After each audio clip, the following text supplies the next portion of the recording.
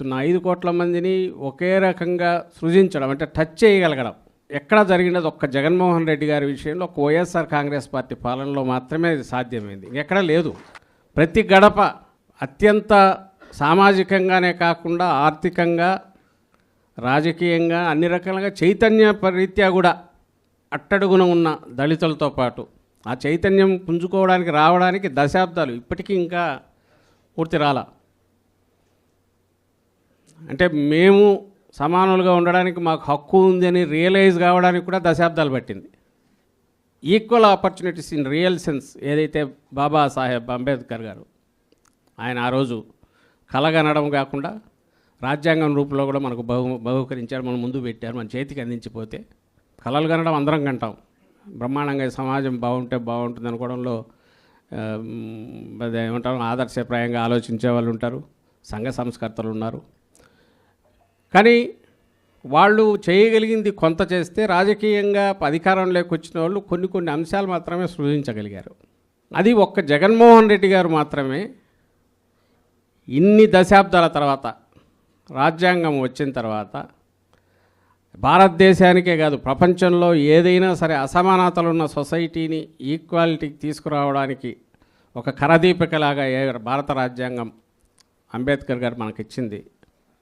ఆ రాజ్యాంగం ఏదైతే ఉందో దాన్ని ఆచరణలో దాని స్పిరిట్ను పూర్తిగా అవగాహన చేసుకొని 5 ఏళ్ల కాలంలోనే దాన్ని పూర్తిగా అమలు చేసే ప్రయత్నం చేసి అందులో చాలా వరకు విజయం సాధించిన నాయకుడు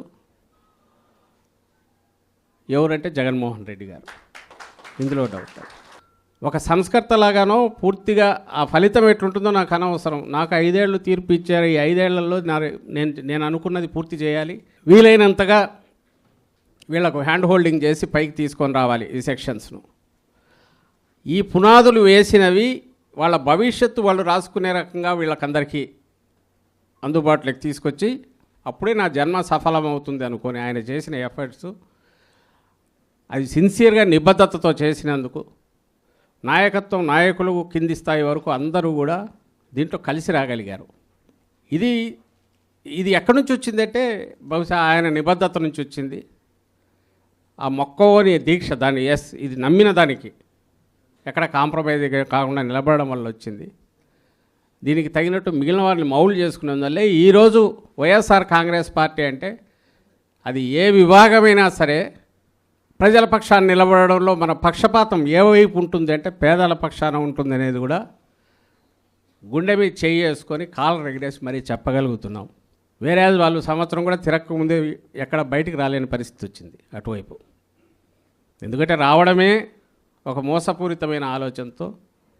గతానికి ఇప్పటికి తేడా ఏంటంటే మోర్ ఫైన్ ట్యూన్ చూసి ఈసారి ఈ దోపిడీని ఎవడన్నా ప్రశ్నిస్తాడేమో అని ముందే ఆ సోకాల్డ్ రెడ్ బుక్ అనే దాన్ని తీసుకొచ్చి నోరు ఎత్తితే ఎక్కడికక్కడ ఎట్లా కేసులు పెట్టాలనే ఆ ధోరణిలో అది కొత్తది తీసుకొచ్చాయి. దాని ద్వారా తప్పుడు కేసులు వీటిని పెట్టి ఇంకో పక్క పట్టపగలే దోపిడీ దాంట్లో కొత్త విధానాలు తీసుకొచ్చి ఈ 10 నెలలు నడిపారు. బహుశా ఇట్లే ధీమా ఉంటే మళ్ళీ ఎన్నికలు వచ్చేంతవరకు మాదే కదా అనే ఓ ధీమా వాళ్ళకు ఉండొచ్చు. వైఎస్ఆర్ కాంగ్రెస్ పార్టీ అంటే ఆయన మాటల్లో చెప్పినట్టే నా ఎస్సీ, నా ఎస్టీ, నా బీసీ, నా మైనారిటీ అని ఏదైతే చెప్తున్నారో అది అట్లాగే కంటిన్యూ అవుతుంది. మేము దేవుడిగా భావించే అంబేద్కర్ అది ఎప్పుడు జనసమ్మర్దంతో బాగా ఉండాలి. రాష్ట్రం ఎక్కడి నుంచి వచ్చినా అది ఒక టూరిస్ట్ ప్లేస్గా కూడా ఉండాలి. సో వచ్చిన వాళ్ళు ఖచ్చితంగా అక్కడికి వచ్చి పోయేట్టు మనం ఏర్పాటు చేయాలని ఆలోచనలు చేశారు తప్ప అక్కడి నుంచి తీసైతే పక్కన పెట్టాల. అది ప్రభుత్వమే చేపట్టింది. మనకున్న అంత దీంట్లో కూడా చేపట్టి పూర్తి చేయాలనుకున్నారు, పూర్తి చేశారు. సో దాంట్లో ఏం కనిపిస్తుంది? ఆయన ఎంత సిన్సియర్గా నిబద్ధతతో దాని గురించి ఆలోచించారని అది కనపడుతుంది. At the same time Chandrababu వైపు నుంచి ఏం కనిపిస్తుంది? రాగానే దానికి ఎట్లా ముసుగు వేసేయాలి, దాన్ని అక్కడి నుంచి కనపడకుండా ఎట్లా చేయాలనే ఆలోచన ఆయన ధోరణిలో కనపడుతుంది. దానికోసమే ఇంతకుముందు అన్నట్టు ఒకటి చీకట్లో పోయి వాళ్ళే గూండాలలాగా పోయి పగలగొట్టాలని చూశారు. ఈ మధ్య ఫోటోలు చూశాను, మొత్తం గాలికి వదిలేశారు, చెత్త చెదారం అంతా పడి ఉంది. వాళ్ళ ఫేక్ దాన్ని మనం ఫేక్ చేయలేము, మన వల్ల కాదు. 100 కోట్లు 1000 కోట్లు దాని మీద పెట్టి అతను పెట్టుబడి ఎంత దాని మీద పెడతాడు చంద్రబాబు నాయుడు. మనం చేయలేము. మనది ఆర్గానిక్, మనది రియల్. మన కోసం ఎవరైతే నిలబడుతున్నారో పార్టీ కోసం అందరూ రెడీగా ఉన్నారు. ఓన్లీ వీళ్ళ మధ్య కనెక్టివిటీ లేదు, కోఆర్డినేషన్ లేదు. ఇంతకంటే పెద్ద సైన్యం అక్కర్లా. జనం మధ్య ఉండడమే కాకుండా ఇప్పుడున్న ప్రభుత్వం దుష్టపాలన ఎండగట్టడానికి అవసరమైన ఏమున్నా కూడా వాటిని ఎత్తి చూపడం, మనమందరం కలిసికట్టుగా ఒకే తాటి మీద నెక్స్ట్ ఎన్నికలు టార్గెట్గా గతంలో కంటే మెరుగైన ఘన విజయంతో జగన్మోహన్ రెడ్డి గారు మళ్ళీ దాంట్లోకి రావాలి. అది చారిత్రక ఆవశ్యకత. అలాగే వచ్చిన తర్వాత ఈసారి ఎవరిని వదిలిపెట్టమనేది కూడా వాళ్ళకి తెలుస్తుంది. మీరు కూడా అది గుర్తుపెట్టుకోండి. ఈసారి నేను ఇంతకుముందు అన్నాను, ఈసారి కొంచెం రాజకీయంగా కూడా ఆలోచిద్దామని. ఇంతకుముందు ఆలోచించారు, ఆయన కేవలం సంస్కర్తలాగా ఉన్నాడు. ఈసారి రాజకీయంగా కూడా ఆలోచిద్దాం.